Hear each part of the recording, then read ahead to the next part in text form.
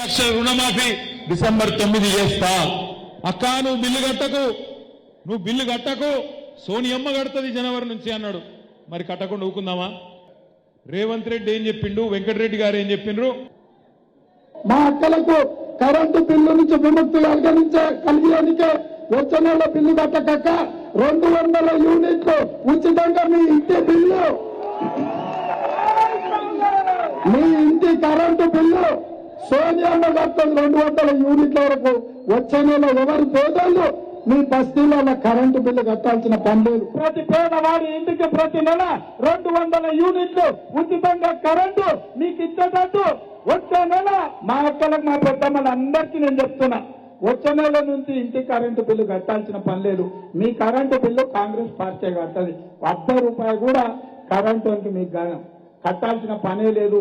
TV పెట్టుకోవచ్చు, fan వేసుకోవచ్చు, మంచిగా బాగా కరెంటు బిల్లు లేకుండా మీరు గృహలక్ష్మి పథకం కింద మీకు కరెంటు బిల్లు వస్తుంది. పేదవాడి నెలకు 200 యూనిట్ల వరకు ఈ నెల కూడా నవంబర్ బిల్లు కట్టకండి. వచ్చే నెల ఫస్ట్ బిల్లు వస్తుంది, 3వ తారీఖు రిజల్ట్ వస్తుంది, 9కి మన గవర్నమెంట్. అయినా మరో 400 బిల్లు ఈ నవంబర్ బిల్లు ఎవరు కట్టొచ్చు. ఏమైనా వస్తే వెంకటరెడ్డి గారు చెప్పిండు కట్టొద్దు అని చెప్పి మీరు బాగా అర్థం చెప్పండి. ఈ నెల బిల్లు కూడా రద్దు చేస్తున్నాం మేము. ఎవరన్నా వచ్చి బిల్లు అడిగితే వెంకటరెడ్డి చెప్పిండు కట్టద్దని చెప్పుర్రి అని మంత్రి గారు చెప్పిండు.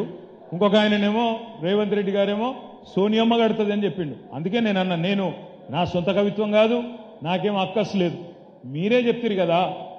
నిజంగా చెప్పాలంటే పాపం కాంగ్రెస్ వాళ్ళు కూడా కలలు కూడా అనుకోలే.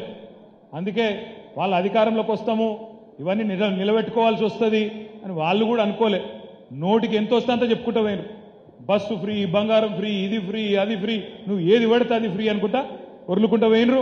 వాళ్ళు కూడా అనుకోలే మనం లెక్క కడతాం 420 హామీలు దొరకబడతాం అనుకోలే.